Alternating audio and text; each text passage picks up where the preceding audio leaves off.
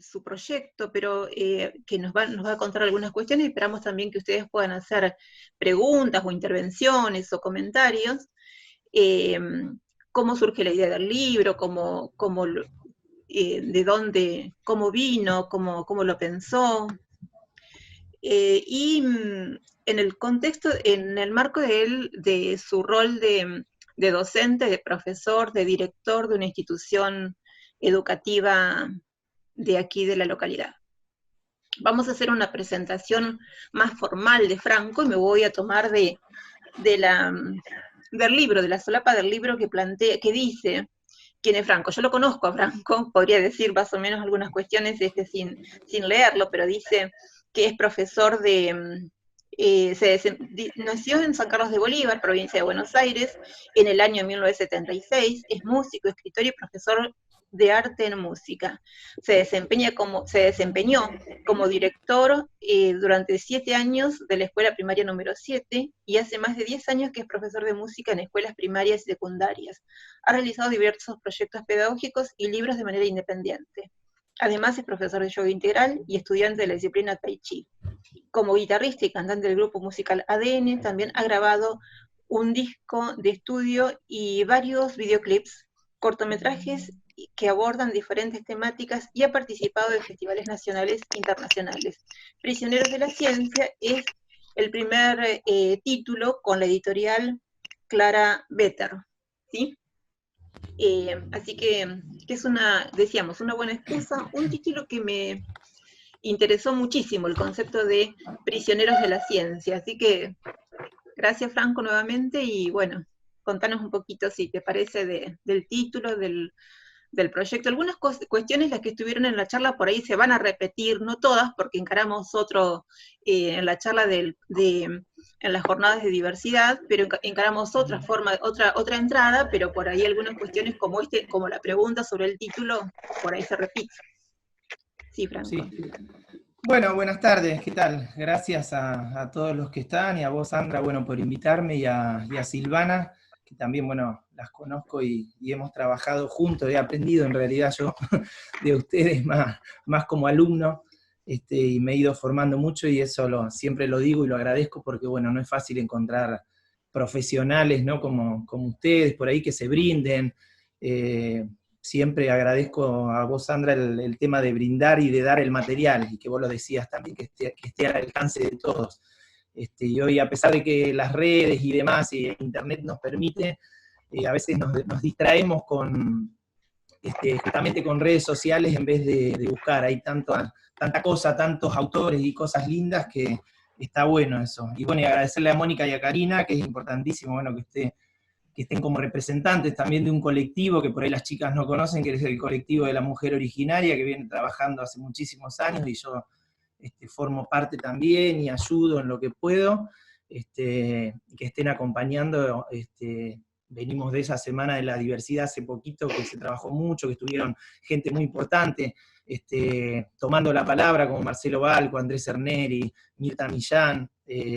Así que bueno, también agradecer eso, y a todos los alumnos. Yo también sigo siendo un alumno, que todos seguimos siendo alumnos durante toda la vida y aprendiendo, así que no es que estoy acá como el que sabe todo. Yo quería tomar, como dijo Sandra, por ahí, no quiero perder tiempo, sé que es corto, como dicen, y están cansados también de tanto Zoom. Cualquier cosa me interrumpen, o voy avanzando si se hace largo. Había dividido como la charla para que se haga más clara y precisa, le había puesto como un título que es Miradas Invisibles en la Educación. Y a partir de ahí la dividí en dos partes, como para presentar el libro, pero meternos también en lo que es la pedagogía y la educación, que es por ahí lo que nos junta acá, y ustedes son estudiantes. La primera es la banalidad del mal, y la segunda sería la educación y la escuela. Rápidamente yo hago como un paneo de lo que quiero comentar, si no se entiende después lo charlamos, y lo vamos viendo. La primera parte es para contextualizar el libro Prisioneros de la Ciencia, que es un libro que saqué este año yo, dentro de lo que sería por ahí un contexto político, social y hasta económico.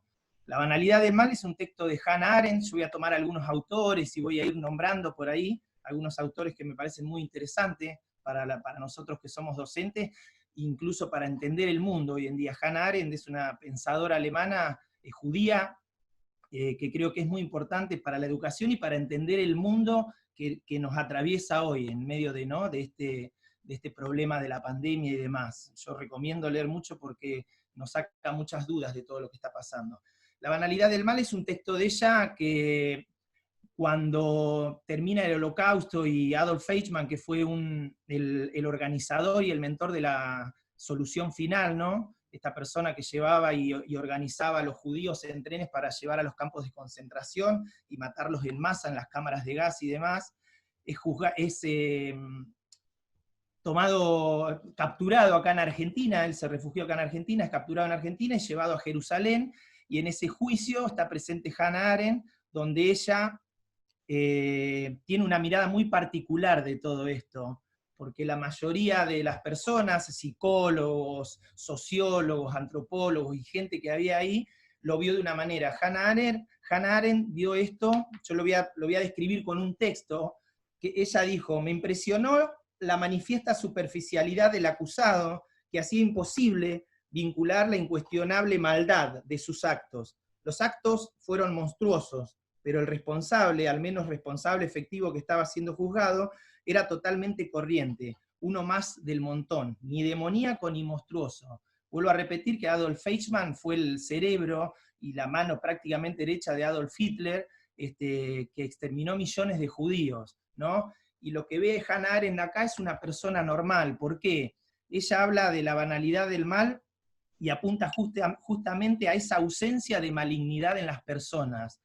Ella describe a los seres humanos, a través de este texto, que es muy interesante que lo lean, en dos puntas. Una es el conocimiento y otra el pensamiento. Cuando nosotros tenemos conocimientos, no tenemos ideas, teorías, resolvemos problemas técnicos de la vida, y podemos ser muy inteligentes y llegar a distintos cargos, ¿no?, políticos, educativos, ¿no?, a gobernar un pueblo, una ciudad, un país, pero cuando ese conocimiento, esa inteligencia está ausente del pensamiento, que nombra Hannah Arendt, no hay empatía, no hay diálogo interior, y no sabemos resolver los conflictos morales. Incluso Adolf Eichmann declaraba fervientemente que él no era fanático del Partido Nacionalista Nazi. Y si él no hubiera llevado a cabo eso, hubiera estado faltando a la norma del momento, a lo que, ¿no?, el Tercer Reich, ¿no?, bajaba, ¿no?, como órdenes para él.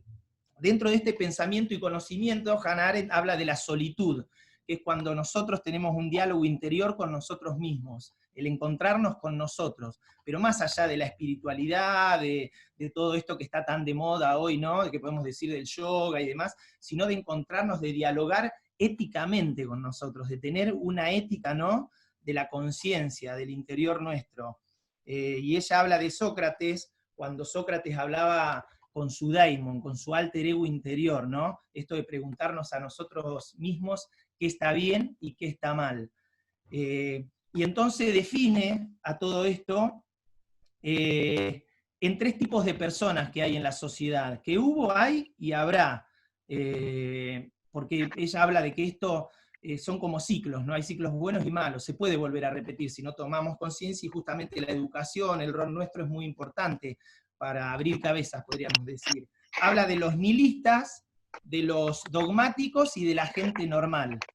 Los nihilistas como esas personas que no tienen valores definitivos. El nihilista es esa persona que anda polulando siempre por el poder, dando vueltas por ahí, y se acopla al poder de turno, ¿no?, y a las ideas que están dando vuelta y que por ahí son las que están moviendo la sociedad, por así decirlo.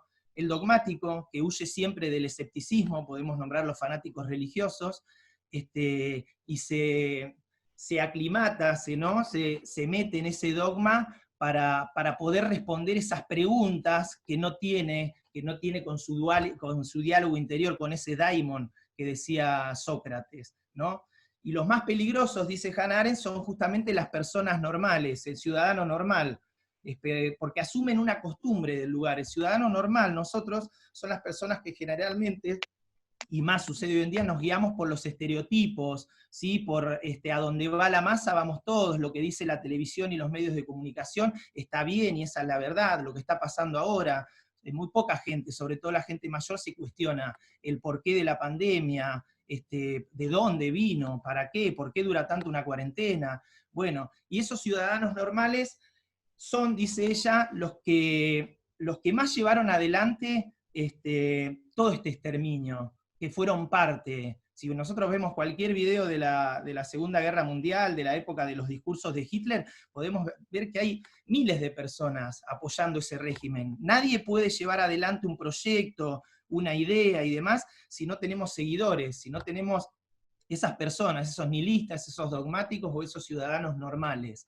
Y entonces Hannah Arendt hace como un paréntesis y dice que Adolf Eichmann era una persona normal, no era ningún fanático nazi, no estaba loco, incluso los exámenes psiquiátricos, psicológicos y demás dieron como que era una persona normal. Él mismo asumía que leía a Kant y se guiaba por el imperativo categórico de Kant, ¿no? De hacer las cosas porque está bien hacerlas, es así.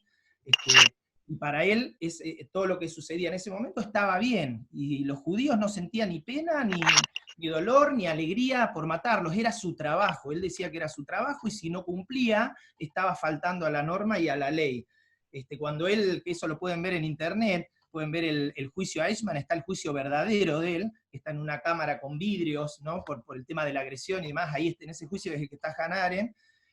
Cuando le preguntan por qué lo hizo, él simplemente acota diciendo que solo cumplía órdenes. Y ahí está lo monstruoso de una persona, de un ser humano, de lo que nos puede suceder si no tenemos ese diálogo interior, ese pensamiento con nosotros mismos.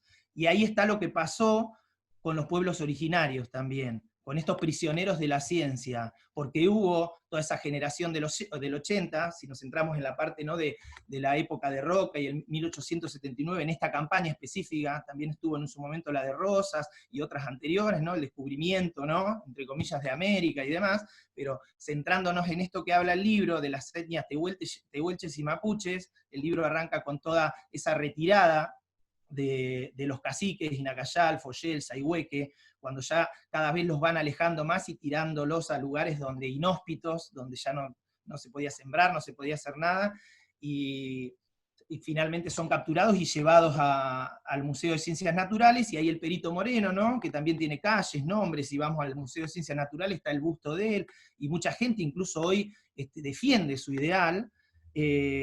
Los empieza a poner en distintas vitrinas, ¿sí? hasta no hace muchos años, hasta que apareció el colectivo Guías, que empezó a restituir los cuerpos, ¿no? los cueros cabelludos, la piel, los cráneos de los caciques. Había un ideólogo de la campaña del desierto, que fue Estanislao Ceballos, que fíjense, qué bonito lo que hacía, que se dedicaba, él escribió la famosa excursión a los indios ranqueles, por ejemplo, un libro que se estudió en escuelas durante mucho tiempo. Él tenía como hobby coleccionar cráneos de personas, ¿no? E iba desenterrando en los cementerios o donde estuviera, pagaba para que algún vaquiano, para que lo llevara al lugar, y descubrir la tumba, ¿no? y sacar los cráneos. Él tenía el de Calfucurá, tenía varios cráneos. Y entonces todo esto habla, en esta primera parte, no lo quiero hacer largo, de esta banalidad del mal, ¿no? De lo que tiene de banal, que lo que tiene de banal no está en lo que hizo Eichmann, en lo que hizo Roca, en lo que hizo Sarmiento, en lo que hizo el Perito Moreno, sino en por qué lo hicieron. Y lo hicieron porque eran quizás, o tenían seguidores, tenían personas normales, cosas que a veces suceden mucho también en las escuelas, ¿no? Con las distintas políticas que tenemos educativas nosotros como docentes, yo que fui director, y cosas que suceden en la vida cotidiana. Por un lado, bueno, no quiero hacer largo, da para hablar mucho, esto por ahí después lo podemos seguir charlando para que no se haga un monólogo mío, pero por un lado esto del dogmático, que sin diálogo interior cambia fácilmente de dogma, el nihilista sin diálogo interior cambia fácilmente de conducta. Apliquémoslo, llevémoslo a la actualidad, ¿no? a nuestro rol docente, adentro de la escuela, ¿no? el nihilista, el que cambia de conducta fácilmente, y el ciudadano normal, que cambia de valores. Mañana viene una bajada X, ¿no? para la educación, y de hecho las hemos sufrido, y Sandra por ahí y Silvana, y Mónica, y Karina, que también son docentes y venimos de hace años, y ellas por ahí un poquito más todavía, ha habido diseños y diferentes resoluciones y materiales que si hoy los analizamos no lo podemos creer, ¿no? Y ahí está esas cosas de cambiar de valores. Y los docentes lo acatan, porque hay que acatarlo, porque es la norma, porque está bien, porque lo dice el Estado, porque lo dice la Dirección de Cultura, de Educación, ¿no? Entonces, analizar un poquito eso desde ese lado. Y por otro lado, para no hacerlo largo esta parte, yo me hice algunos apuntes acá, después termino diciendo igual cualquier cosa, pero bueno, para tener una idea. La otra parte de este diálogo que yo quería tener, y para meternos en lo pedagógico, ¿no? Tenemos este contexto histórico, político, social, económico, de por qué lo hicieron, de cómo lo hicieron, estos ciudadanos normales, estos dogmáticos, estos nihilistas que hablaba Hannah Arendt. Yo quiero esta mirada de la educación y escuela, que llamé a esta partecita yo, para ponerle un nombre y orientarnos. Quiero comenzar con ese texto de Hannah Arendt, no tan conocido, de La crisis en la educación, de este libro Entre el pasado y el futuro, donde ella dice: la educación es el punto en el que decidimos si amamos al mundo lo suficiente como para asumir una responsabilidad por él y así salvarlo de la ruina que, de no ser por la renovación, de no ser por la llegada de los nuevos y los jóvenes, de los chicos, ¿no?, de nuestros alumnos, sería inevitable, ¿no?, esa ruina. También, mediante la educación, decidimos si amamos a nuestros hijos lo bastante como para no arrojarlos al mundo y librarlos a sus propios recursos, ¿no? Este texto de Hannah Arendt que habla, ¿no?, de amar el mundo, ¿no?, lo suficiente como para no permitir que desaparezca.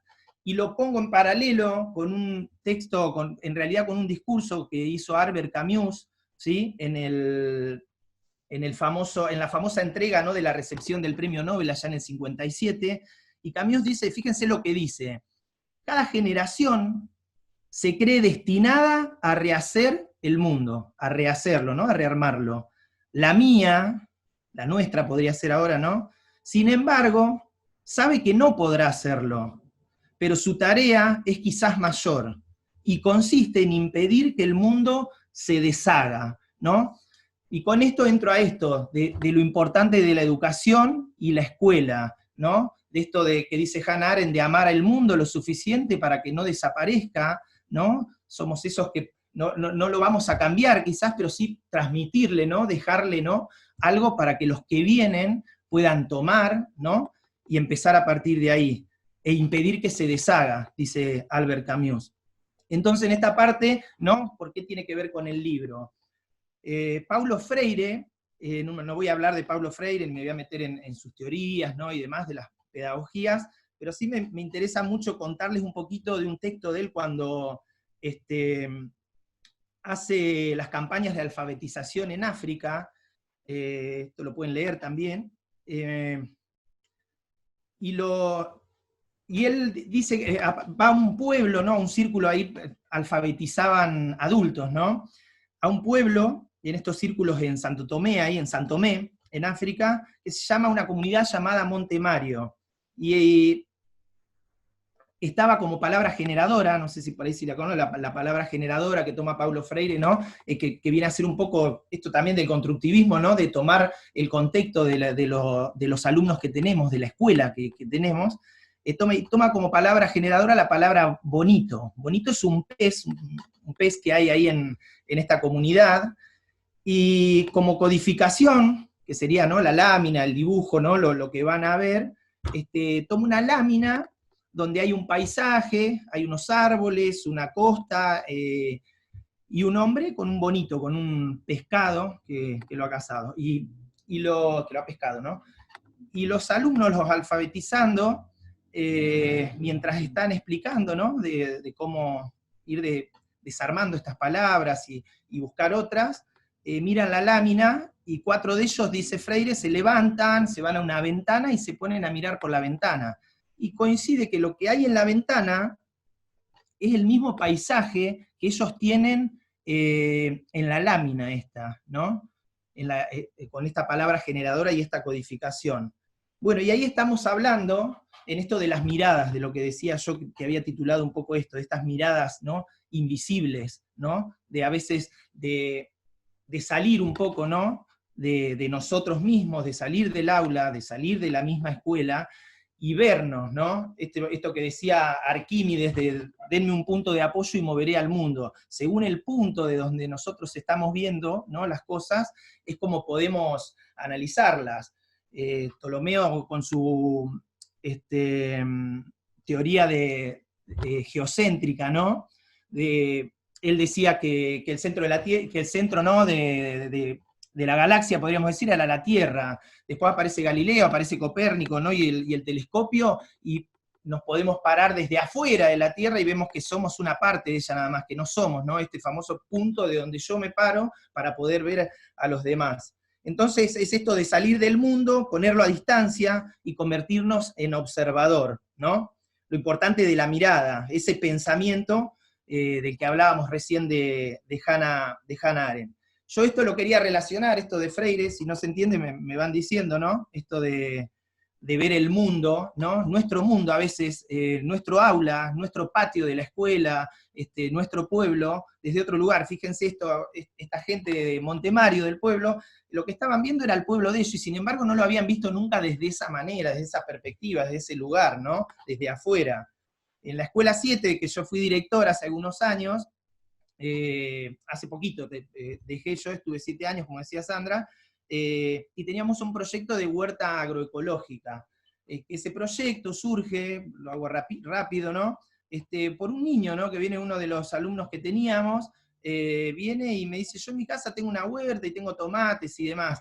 Y bueno, para resolver algunas cuestiones de convivencia dentro de la escuela, traté de enmarcar yo eso, qué podíamos hacer con eso, y bueno, va surgiendo de a poco en los recreos, en las horas por ahí que teníamos algún espacio que sobraba, íbamos a la huerta y trabajábamos, ¿no?, sembrábamos y demás, hasta que logramos meterlo en un proyecto que es aprobado por acá por jefatura, ¿no?, en el momento que estaba Walter Suárez de jefe, y lo podemos trabajar, incluso Sandra apoyándome todo el tiempo, desde las áreas. Empieza a trabajar desde naturales, desde matemática, desde las artes mismas. Y a través de este proyecto los niños empiezan a ver justamente esto que decía Paulo Freire, ¿no? Nosotros empezamos, yo anoté acá como 3 cositas, anoto a veces para ir más rápido. Salir del aula, ¿no? Jorge La Rosa, otro autor que yo quería ahora citar, él habla, ¿no?, de que el aula es el lugar fundamental de la clase, ¿no? Obviamente, tenemos que estar, y ahora se extraña eso, y en realidad es muy difícil enseñar así. Pero a veces salir del aula significa, ¿no?, ver al aula desde otra perspectiva. Entonces salíamos del aula, salir del aula para mirar ese aula, ¿no?, para poder llevar algo, ¿no?, adentro del aula, de ese contexto, ¿no?, de esa codificación, de esas palabras que andaban ahí, ¿no?, que tienen que ver con el contexto de ellos y con esos quehaceres. En este caso, el contexto nuestro, ellos eran chicos que andaban mucho en el patio, en la tierra, jugando y demás, y entonces esto funcionó muy bien, el tema de trabajar la tierra. Después salir de la rutina y los recreos, ¿no?, salir de las horas fragmentadas. Nosotros llegó a tal punto el proyecto de entusiasmo que íbamos los sábados a la tarde a la escuela. Yo iba con varios alumnos, nos íbamos rotando y pasábamos 2, 3 horas los sábados a la tarde. Tomábamos una gaseosa, una merienda, y se trabajaba, ¿no?, en la plantación de la semilla, en regar, en diferentes, ¿no?, quehaceres de la huerta. Entonces esto de salir de la rutina y de los recreos, salir incluso del espacio, del día. Hay que enganchar a los alumnos hoy en día para que vayan un sábado, y sin embargo yo a veces cansado le decía, mira, este sábado no puedo, porque quería estar en mi casa realmente, porque era agotador trabajar toda la semana y volver el sábado a la escuela. Entonces es movernos en un espacio que no es el acostumbrado a la escuela, o no es la escuela, pero a la vez no es el horario, no está el timbre, no está el recreo, no está la hora, ¿no? Pero es la misma escuela. Y lo último era transformar el tiempo en otro tiempo. Esto que decían los griegos de los distintos tipos de tiempo. Nosotros en la escuela vivimos permanentemente en un tiempo cronológico, ¿no? Todo tiene un antes, un después, ¿no? Tocó el timbre, entramos, salimos, formamos, volvemos al otro día. Y esto era otro tiempo que tenía que ver con ese tiempo que salía de la cronología. Nos metíamos en esa intensidad, en ese tiempo del aión, que dicen los griegos, decían, ¿no?, que era el tiempo de la infancia, el tiempo donde, no sé, esto puede durar para el que le gusta un minuto, ya se terminó, quería más, y para otros puede ser tan tedioso, pesado, que estará esperando que yo termine de hablar, ¿no? Cada uno tenemos, o lo hago diferente, vamos a un dentista y estamos esperando un turno, o ahora que hay que esperar, y se nos hace pesado 10 minutos. Y cuando estamos, no sé, en un cine viendo una película, 10 minutos no son nada. Ese es el tiempo del ayón, de la intensidad. Y después estaba el tiempo del kairos, que es ese tiempo que hay que agarrar como venga, todo el tiempo de la adolescencia, donde yo tomo las cosas como venga, porque es un tiempo que es ahí, es el presente, y sucede ahí, no sucede en otro tiempo.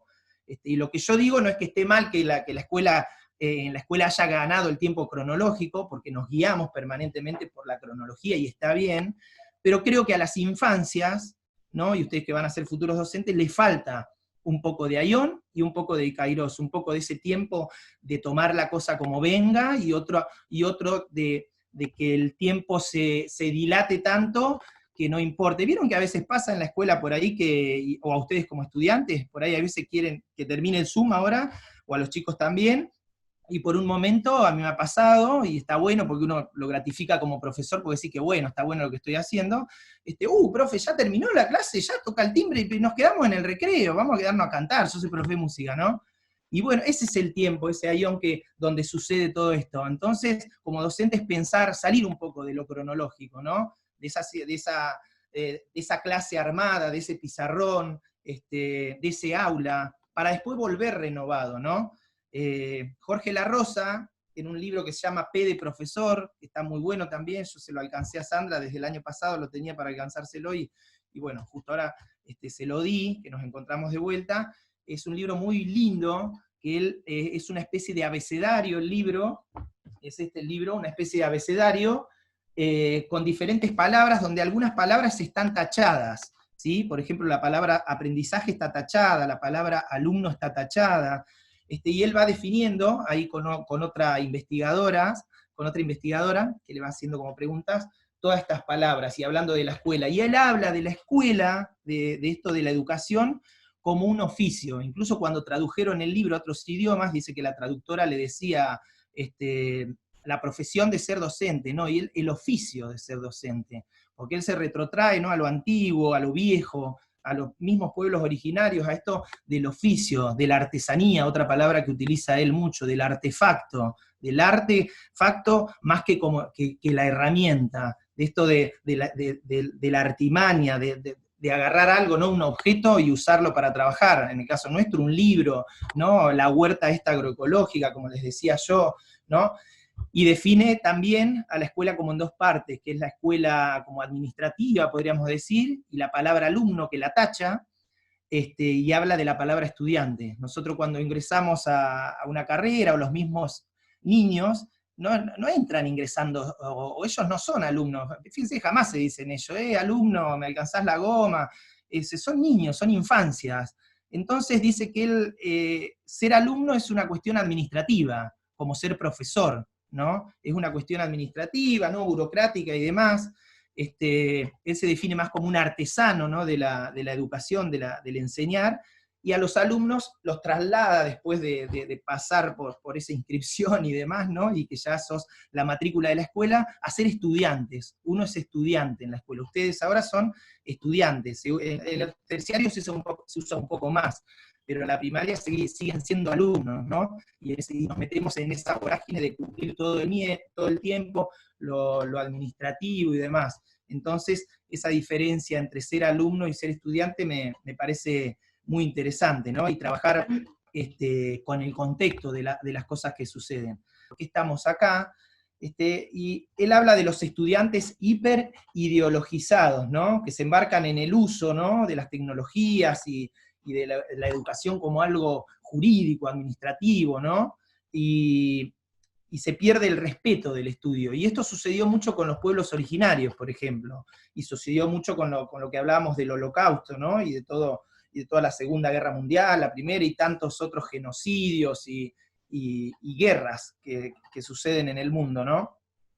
Y él, fíjense lo que dice acá, yo quiero tratarlo de explicar claro para que se entienda, porque hay veces que se cruzan muchas ideas por ahí, y yo puedo llegar a entender que ustedes no comprendan por ahí, uno las tiene como aceitadas, y bueno, y leo porque me gusta mucho. y por ahí, si no se entiende, me dicen. Pero él se enoja con Hannah Arendt en un momento, porque Hannah Arendt, si han leído o si empiezan a leer, van a notar que Hannah Arendt tiene como mucha, ¿cómo decirlo? Mucha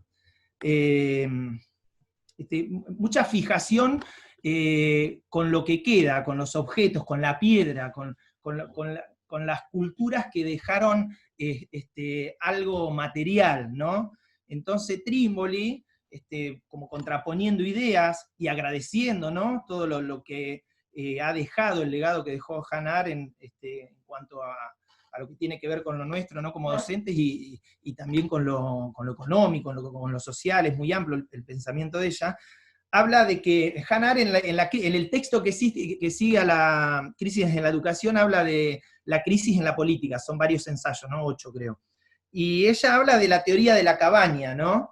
La teoría de la cabaña de Hannah Arendt es una parte de ese texto que justamente habla de que las culturas que dejan su huella en la piedra, en el bronce, ¿no?, y podemos nombrar egipcios, chinos y mucho, dejan como un legado esto que tiene que ver con el animal laborans, que viene a ser la persona, ¿no?, el consumo permanente de cosas, de sujetos hambrientos, nosotros, de no solamente comer comida, sino de consumir permanentemente. Después están los objetos, ¿no?, y después está la parte de contemplar el mundo.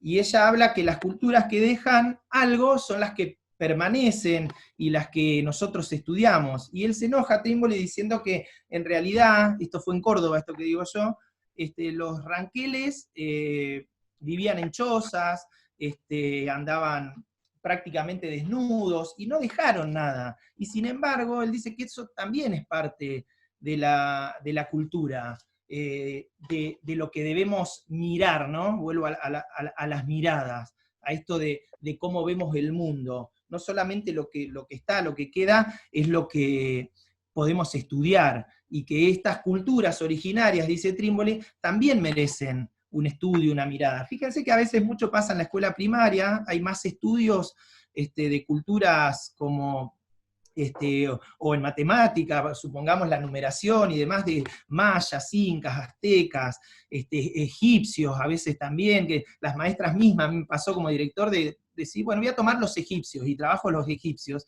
y nos olvidamos justamente, ¿por qué? Porque tenían las pirámides, porque había un montón de cosas de donde me puedo agarrar y es más fácil, y dejamos de lado. Los pueblos originarios nuestros, desgraciadamente, obviamente no dejaron nada material, y los que estaban de turno en ese tiempo en el gobierno se encargaron de que eso suceda también, de borrar todo, ¿no? Y ahora las culturas estas empiezan a ser letradas, antes eran ágrafas y no había ni textos. Y todas estas generaciones que nombraba yo, Roca, Mitre, Sarmiento, Avellaneda y demás, se encargan también, junto a diferentes políticas, de borrar todo esto. Entonces él habla de volver a todas estas culturas y volver a ese espacio. Walter Benjamin, que es un pensador alemán, hay una tesis muy linda de él, de la filosofía de la historia, y él dice, textual, ¿no? Todo monumento de cultura es un monumento de barbarie. Y La Rosa dice, como parafraseándolos a él, ¿no?, que la barbarie está inscripta en la cultura. Por lo tanto, puede leerse y estudiarse en la cultura también, ¿no? Esto de qué manera, de qué lado del mundo, desde qué óptica, desde qué mirada nos paramos a ver. Algunos dicen que la ética parece un juego de palabras, ¿no? Es una óptica. Y es así, la ética es una manera de mirar el mundo, una óptica, una manera de cómo yo veo. Hay un dicho muy famoso, dime quién andas y te diré quién eres. Y bueno, si lo trasladamos un poquito, yo haciendo juego de palabras pensaba, dime cómo me miras y te diré quién eres. Y eso sucede todo el tiempo en la escuela. Y sucedió con los pueblos originarios, y sucedió con los judíos, ¿sí? Cómo ellos, los alemanes, veían a los judíos, cómo estas generaciones, ¿no?, que hicieron estas campañas al exterminio y genocidio indígena, cómo miraban, ¿no? Esa mirada, tenían una óptica particular. Y la gente, el ciudadano normal, el dogmático, ¿no? El religioso y el nihilista, ese que andaba pululando por ahí, también tenía una mirada a todo esto. Así que bueno, por un lado, eso también, de las miradas, y de lo importante del pensamiento de Hannah Arendt, y lo importante de que dice Trímboli también, de que no solamente la cultura está en la piedra, en los objetos, sino que también podemos hacernos un hueco, un espacio. Eso se trata de un compromiso nuestro de investigar, ¿no? Y este libro, Prisioneros de la Ciencia, justamente habla de eso, de los invisibles que nunca estuvieron, pero sí estuvieron ahí, ¿no? Esto de sacarlos a la luz, ellos tienen todo ese gran tesoro, ¿no? Que recién antes de empezar hablábamos con Silvana, ella me comentaba del tema del agua, ¿no? De los recursos, de la palabra de los abuelos, de los niempines. Los niempines eran el señor que tomaba la palabra, fíjense si no tenían cosmovisión y cultura. El niempín en la cultura mapuche era el que tomaba la palabra, el que no, en este caso ahora yo estoy tomando la palabra, ahora la tomarán ustedes, fíjense lo importante ya en esos tiempos. Entonces, bueno, volver un poco a eso. Y para cerrar, no quiero hacerlo pesado, ¿no? La huella de los vencidos, dice Trímboli, también forma parte de esa salvación del mundo que habla Hannah Arendt, ¿no? Y que hablan tantos otros. Es traer la escuela, se me ocurre, a esa política que hablaban los griegos, al ágora, ¿vieron? Que era el lugar público, era donde hablábamos, donde charlábamos, las plazas, ¿no? De que la escuela sea ese ágora donde todos podamos participar y no se transforme en el ergasterior, que era donde estaban los esclavos y no tenían derecho a la palabra, a la opinión, ¿no? Como estudiantes o como docentes. Y bueno, y cierro con un texto muy lindo de García Calvo, y después si quieren charlamos un ratito. García Calvo dice: la educación es parte de una idea fundamental, tan firme como estúpida, de que se sabe lo que es un niño.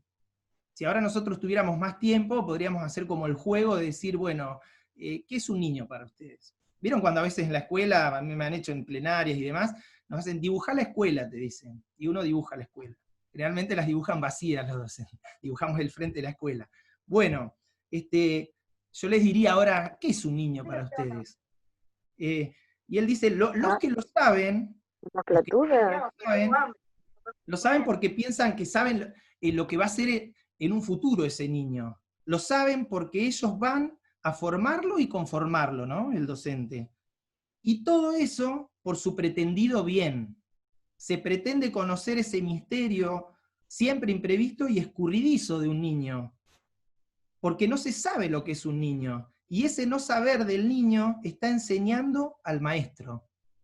Se aprende de los niños. No solamente nos está diciendo García Calvo que no sabemos lo que es un niño, yo siempre insistí con esto y muchos me decían, ¿cómo te vas a poner a la altura de un niño? No, la simetría está, pero se aprende de los niños. No solamente nos está diciendo que no sabemos, sino que inclusive aprendemos de los niños.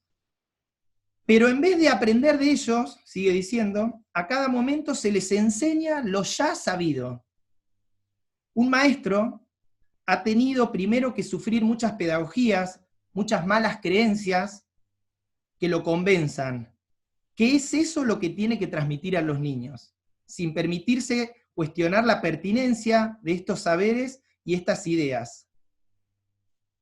Pero ahí están los niños. Están para escuchar y aprender de ellos, ¿no? De los maestros. Y esa debería ser la primera y más honesta tarea de un maestro, nuestra. ¿Saben cuál es? Escuchar a los niños, dice García Calvo. Y bueno, y con eso quiero cerrar un poquito esto. Mi libro habla de los pueblos originarios, pero creo que tiene que ver con esto, justamente de la visibilización, de que no se vuelva a repetir. El infierno ha sucedido, decía Hannah Arendt, y puede volver a suceder, ¿no? Solamente debemos tomar, ¿no? ese imperativo de Adorno, ¿no? De que las cosas, de que Auschwitz, decía él, lo tomaba como imperativo, no se vuelva a repetir, de que el genocidio, de que los Rocas, los Sarmientos, ¿no? En el sentido, podemos estudiar a Sarmiento de diferentes maneras, yo lo entiendo y es discutible, pero en este sentido, ¿no? Del daño que hizo, de que estas cosas no se vuelvan a repetir, de que 1976, ¿no? Y los gobiernos de facto, de que Malvinas, y bueno, y podríamos estar hablando toda la tarde, ¿no? No se vuelva a repetir. Y esa es la tarea nuestra, ¿no? Y la tarea nuestra también es escuchar a los niños para saber qué es lo que traen, porque nosotros justamente somos lo que vamos a acompañar esa educación por ahí. La Rosa en este libro, que por ahí en algún momento lo pueden leer, habla justamente de este acompañamiento. Y él dice de que jamás enseñó nada como profesor.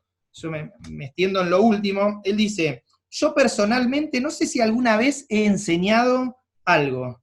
Lo que sí sé es que nunca he transmitido contenidos. Mis materias no han sido nunca pensadas y organizadas como si estuvieran hechas de paquetes de conocimiento, de colecciones de saberes, de listas de contenidos. Y lo que también sé es que mi oficio no consiste en producir aprendizajes. Yo trabajo con textos, mi oficio, dice él, consiste en leer y en dar a leer, y quizás con suerte en dar a pensar. Los textos, palabras e imágenes en relación a lo que trabajo no son ni soporte de contenidos, ni transporte de conocimientos, ni depósitos de saberes, ni herramientas para obtener resultados de aprendizaje. Bueno, y con esto no quiero extenderme más, cierro esto de las miradas invisibles en la educación que venimos acarreando, ¿no? Desde los pueblos originarios, así que bueno, gracias. Bueno, Franco, bueno, muchas gracias. Estoy mirando que hay algunos comentarios escritos aquí en el chat y habilitamos para que comenten, agreguen algunas otras cuestiones.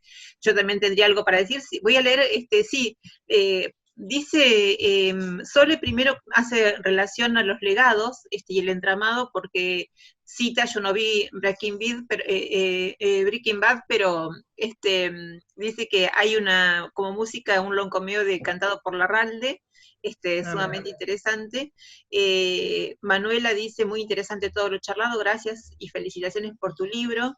Sole habla también de que se termine con el adultocentrismo como otra forma de opresión y se reconozcan y validen y abracen todas las infancias. ¿Sí?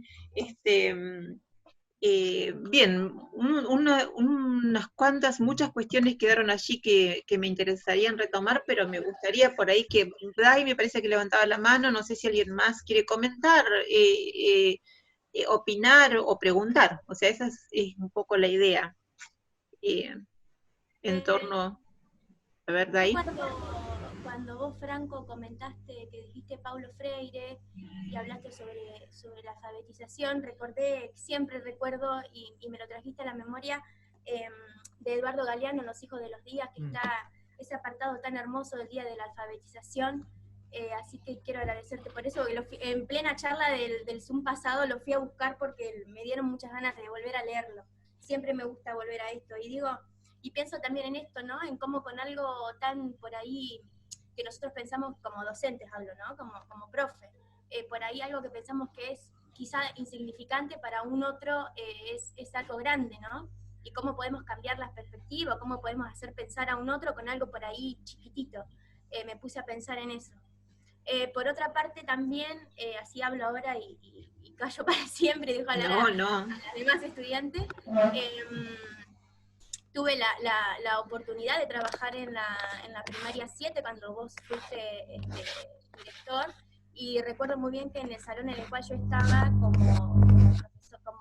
señorita de inclusión, de discapacidad, vos ibas y dabas una pequeña clase de yoga a los estudiantes y los hacías correr las mesas, los sentabas en ronda, y eso también lo recuerdo con mucho cariño y me hace pensar también en eso que decís vos de los tiempos.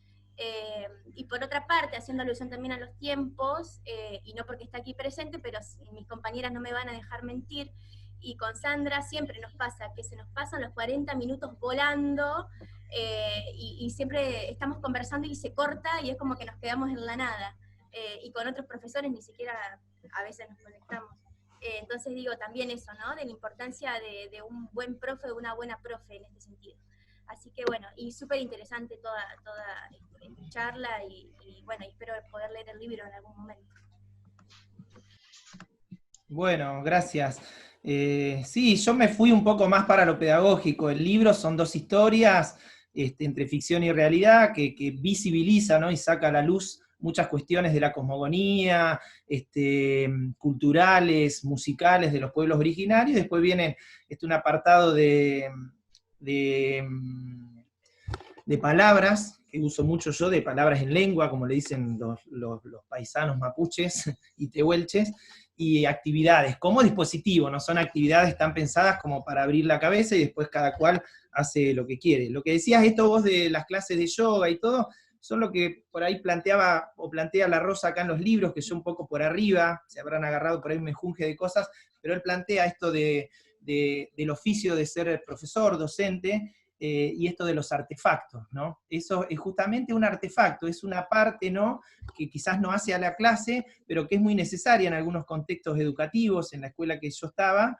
era necesario que los chicos primero bajaran un poco de la realidad de que venían, que nos encontráramos primero desde otro lugar, desde las miradas, ¿no? Desde las miradas, desde vernos y por ahí no decir nada. Pero mirá, y el que tenía ganas de hablar, hablar, ¿no? Respirar, bajar un poco, y ahí comenzar la clase e irnos, ¿no?, a lo que tenemos que aprender. Porque es una manera de alfabetizar también esa, ¿no? Alfabetizar no es, Freire lo decía, no es aprender palabras, ¿no? Tener un cúmulo de palabras. Alfabetizar es justamente poner la palabra en contexto, en situación, de ellos, y que ellos la puedan tomar y se apropien, incluso que la traigan ellos a la palabra y no que la pongamos nosotros. Te voy a enseñar mamá, te voy a enseñar a escribir papá, ¿no? En una unidad pedagógica. No, por ahí empezar desde otro lugar. Cada uno tiene su vida, su individualidad. Así que bueno, gracias. Karina agradece por el espacio de saber, dice, las diferentes miradas, la interculturalidad nos atraviesa y nos interpela. Así que bueno, agradece, y agradecemos nosotros a Karina por estar siempre también y por ofrecernos siempre estas miradas, ¿no? Sí, no sé, no sé si alguna cuestión quieren comentar también Mili, Milagros, que veo, Fiamma, Moni, quieren comentar alguna cuestión, Lorena. Muchas veces, digo yo, ha sido referencia para las chicas, Daya en particular ha comentado, ha traído algún ejemplo de la escuela 7 en las clases. Muchas veces las ha traído y nos interesa, o sea, la ha traído en cuestión de esto de decir, nosotros tenemos un taller en cuarto que se llama Educar para la Diversidad, ¿no?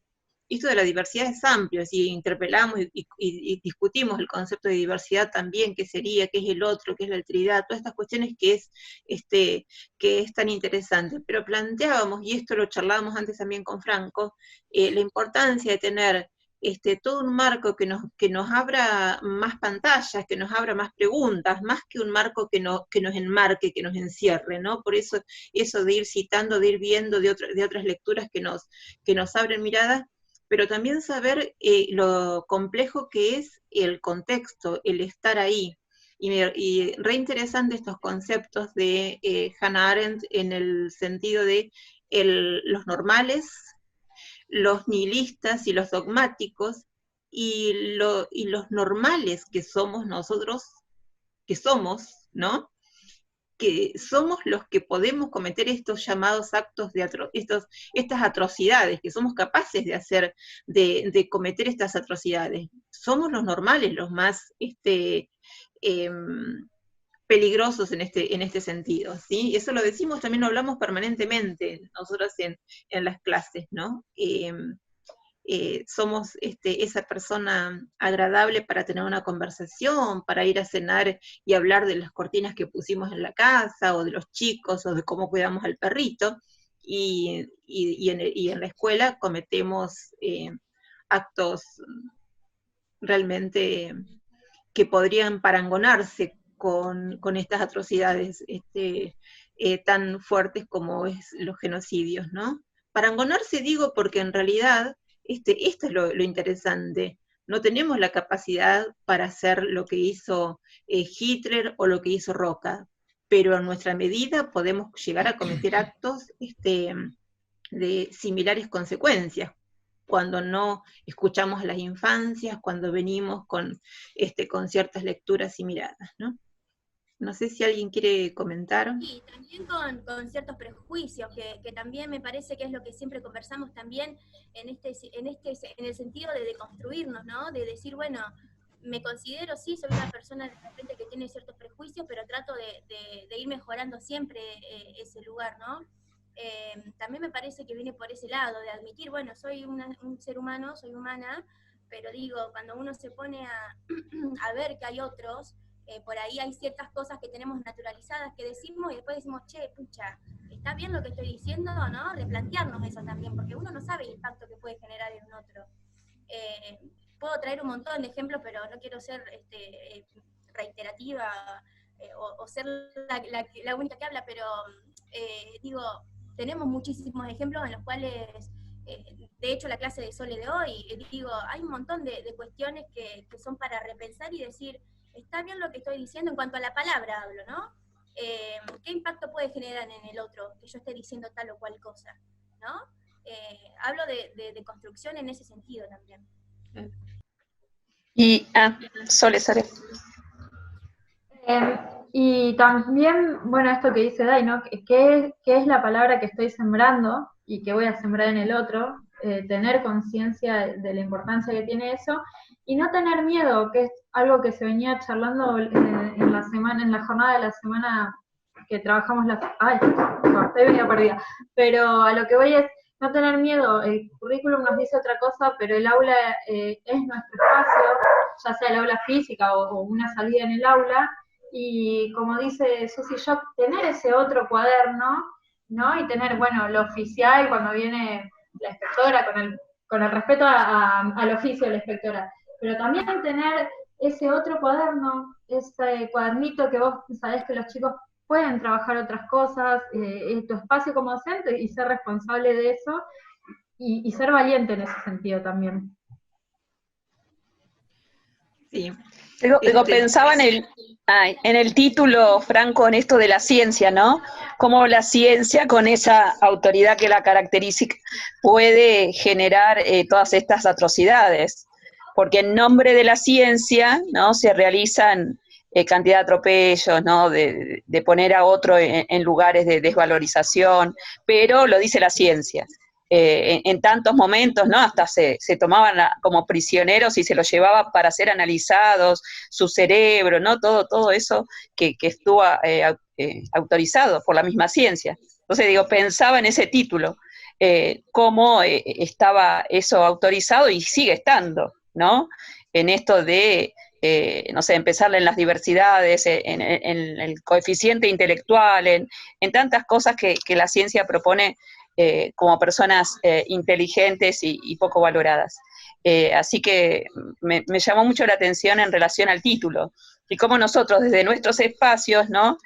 Tenemos que generar, decir, una mirada crítica hacia el interior de la ciencia, en este caso mío particular de las ciencias naturales. ¿No? Es decir, bueno, es una forma de explicar, ¿será la única, la mejor? No. ¿A quiénes deja fuera en esta explicación también? Así que creo que por ese camino vamos en relación a nuestros estudiantes, ¿no? En decirle que sean críticos con esas miradas, que hay otras posibles, múltiples. Así que bueno, gracias por sumar a eso. Bueno. Con las chicas de segundo compartimos la clase anterior, Epistemología de la Complejidad de Morín, que es un texto que también lo hemos compartido con Franco en otras instancias, y tiene que ver un poco con esto también, ¿no? Esto de la complejidad, de salirnos de la dicotomía, ¿no? De esas miradas dicotómicas, ciencia no, ciencia sí, o normal o anormal, o con una sola mirada, una sola un solo camino para llegar a una verdad. Bueno, realmente me dejaron muchas cuestiones como para seguir conversando. Me parecía como interesante pensar Me gustó el recorrido que hiciste, Franco, para la charla, y me pareció sumamente valioso pensar que hayas podido concretar en un libro, que es un producto cultural, pero que es algo tangible, este recorrido que hiciste, que se hizo en la escuela, que tuvo que ver con la huerta, con tratar de buscar un hilo conductor durante todo el tiempo, que articule el sentido pedagógico de la escuela, porque todo el tiempo fue una búsqueda esa. Me consta que no hubo una certeza de una cosa cerrada todo el tiempo, fue un camino, una construcción, ¿no?, que se fue haciendo. Esto de pensar la huerta, de pensar y meternos el tema de los pueblos originarios, tuvo que ver mucho un proyecto, una propuesta en la cual estuvieron, si no me equivoco, con Karina también, cuando vinieron la gente del colectivo Guía, que vino Marcelo Balco, y que fue unos seminarios muy interesantes en torno a la diversidad, que también surgieron cuestiones de allí. Lo de la huerta también es sumamente interesante porque nace como una cuestión más, como cuenta Franco, más empírica, más de hacemos algo y hacemos y ponemos la plantita, pero después se transforma en que tenga este formato de que podemos ver de matemática, de ciencias naturales, de sociales, ¿no? Y que era ir y venir al aula, espacio cerrado, y el afuera en la escuela. Bueno, esto me pareció interesantísimo, este recorrido. No sé si todos lo pudieron como ver a este recorrido, pero bueno, me parecía sumamente interesante. Creo que... Ay, Mili, qué lindo, sí te escucho. Sí, dale. Creo que yo me quedo con algo que siempre charlamos con vos, Sandra, y creo que a lo largo de todas las charlas o de las cuestiones que hemos visto en diferentes materias, que es como interpelarnos como docentes en nuestras prácticas del futuro, en no quedarnos en, bueno, doy clases, doy el material del currículum, como decía Sole, y nada más. O sea, a ver, ¿qué le puedo agregar? O sea, si los alumnos se sienten cómodos y hay algo que pueda hacer, como para que ellos se acerquen también, que no sea tan separado la vida de la escuela, esto de la huerta, de algo que ellos hacían en su casa, y que está bueno también traerlo porque también genera aprendizaje. Y qué enseñamos, porque a veces lo que siempre encontramos en libros de los pueblos originarios tiene una mirada, y hay un montón de miradas que está bueno dárselas a los chicos para que se puedan formar como sujetos críticos. Bueno. Sí, hay también la importancia de que el docente se pueda abrir ante esos tiempos, como decía Franco. Esto que decía Mili también de que el docente va y tiene que cumplir tal horario específico para dar tal área, y como que no se puede hundir porque llega el otro profesor y demás y tiene que dar sus áreas, como que está atado a ese tiempo. Y bueno, y esto me pareció muy interesante esto que dijo Franco, que a partir de una problemática que un alumno le planteó, él comenzó a hacerlo, digamos, en tiempo libre, no pedagógico, y que después lo pudo, ¿sí?, interpelar con las diferentes áreas y plantarlo en un proyecto, como lo hizo. Y bueno, y eso está muy bueno también, porque el docente quizás, por esto de decir, una de las chicas lo decía, de que bueno, tener todo cuando llega un directivo, cuando llega un inspector, de tener todo en regla y todo como se debe hacer, y que no nos permitimos estas cuestiones, ¿sí? Que sería también el docente poder escuchar a los alumnos, porque tal vez en un contexto problemático de diferentes situaciones que están pasando, tal vez algún tipo de estos proyectos puede ayudar a lo que es el diálogo en el aula, con los profesores y demás. La verdad que ese tiempo me pareció muy, muy interesante. Pero bueno, ya te digo, queda por ahí en el profesor en poder romper con ese tiempo cronológico y abrirse a otro tipo de miradas. Yo, con la experiencia que tengo yo por ahí, está re bueno todo lo que están diciendo, por ahí algunas cosas se me escaparon ahora, pero no es fácil, pero cuando uno cree en lo que hace, si uno elige la profesión docente que están eligiendo ustedes, no solamente con vocación, ¿no? Y todas esas palabras, sino con este diálogo interior, ¿no? De saber quiénes somos, qué queremos, y de cómo podemos transmitirlos, creo que se puede. No es fácil el camino, porque siempre está esa otra parte que se resiste. A mí me costó mucho, lo digo, o sea, sinceramente, yo venía de ser profesor de música, y me costó mucho entrar, esto nunca lo he dicho por ahí, pero me costó bastante, yo me sentí bastante como, me resultaba difícil entrar, por así decirlo, en el ambiente de directivos, y en todo el tema pedagógico, porque era el que tenía el pelo largo, que tocaba la guitarra, que venía, y eso en mi caso, por ahí, me dio como más fuerzas, porque fue donde empecé a investigar, a leer mucho más, a tratar de ponerme a la altura de las circunstancias, incluso si las podía superar, mejor. Tuve gente como Sandra, que fue inspectora mía todo ese tiempo, y me apoyó, docentes como Silvana, que iban a hacer asistencias técnicas y capacitaciones, y creían en el proyecto de la escuela, pero también tuve toda esa otra gente normal, que impedía permanentemente en el día a día, porque una cosa es a veces, ¿no?, cuando uno lee una teoría, o yo leo y presento el librito muy lindo, pero después los recorridos, los procesos son largos, llevan tiempo, y hay muchas piedras en el camino, de las cuales nos tenemos que ir levantando permanentemente. Y ahí es bueno tratar de, Platón decía que había que adoptar una vista de pájaro, ¿no?, para ver lo que decía hoy, ¿no?, salir y ver desde afuera. Y yo traté de hacer eso un poco, ¿no? Y de no, porque uno se bajonea a veces cuando ve que un montón de gente te tira para atrás, que incluso en la misma escuela te cuesta llevar adelante proyectos. Yo lo de la huerta me costó muchísimo porque la escuela era compartida, por ejemplo, y la otra parte de escuela secundaria no quería eso, querían un patio para jugar, para sentarse al sol y demás. Y bueno, y eso también me dio más fuerza porque, ¿qué pasó? Me hizo fundamentarlo, si no capaz uno hace la huerta y está ahí, ¿no? Si estás en una escuela de campo, hago la huerta, está, si no molesta a nadie. Pero esas cosas, a veces esas trabas, esas piedras, hay que aprovecharlas para fundamentar, para ser más docentes, para tener más pedagogía. Y a mí eso me sirvió porque tuve que fundamentar de por qué este muchacho quiere tener una huerta en una escuela, donde en la escuela se va a aprender a leer y a escribir, a sumar, a restar. Hubo muchos proyectos así.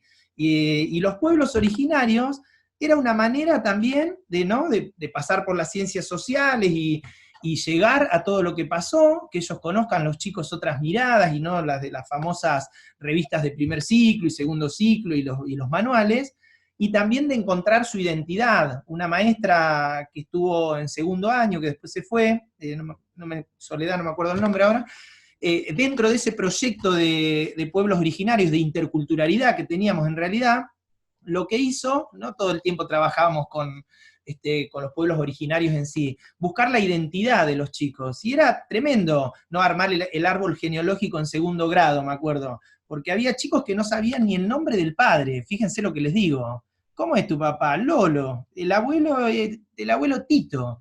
No sabían el nombre, el apellido, si era español, si tenía descendencia originaria. Entonces todo eso, ¿no?, va formando nuestra propia identidad. No es que uno estudia cosas pasadas nada más para acumular información. Se trata, ¿no?, de reconocerse a uno mismo. Los Chonek, que eran los antiguos pueblos, parte de los antiguos tehuelches septentrionales, decían, ¿no?, y un cacique hasta hace poco lo decía, que era el bisnieto de Pincén, de acá de las tierras de Trenquelauquen, Luis Pincén.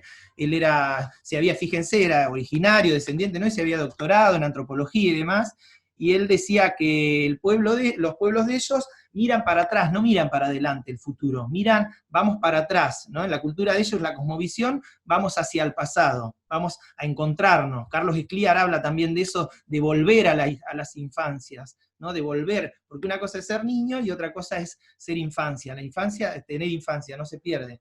Y estos pueblos hablaban de volver para atrás, ¿no?, de encontrar la identidad.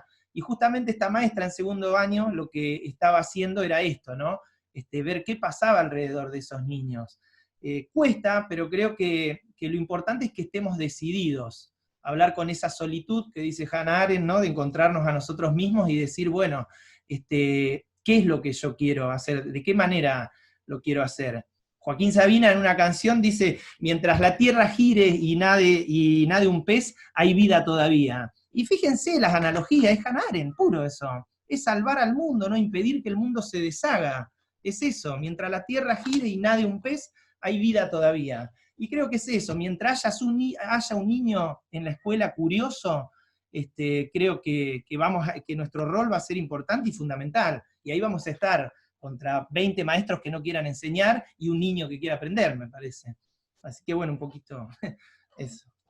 Bueno, Franco, muchísimas gracias a todos. El tiempo se nos termina ahora sí, y antes de que se nos corte y nos queden sin despedirnos, hay unos mensajes de Mónica González, de Dai, agradecen, muchos dicen muchísimas gracias por la invitación, por el recorrido, por las lecturas. Hay una cita de Liliana Bodoc de Mónica que está muy linda. Mónica González agradece. Y bueno, el agradecimiento es para todos. Creo que hemos disfrutado, seguimos pensando que es lo más interesante que nos puede pasar. Muchísimas gracias, Franco, por invitarnos a seguir pensando, ¿sí?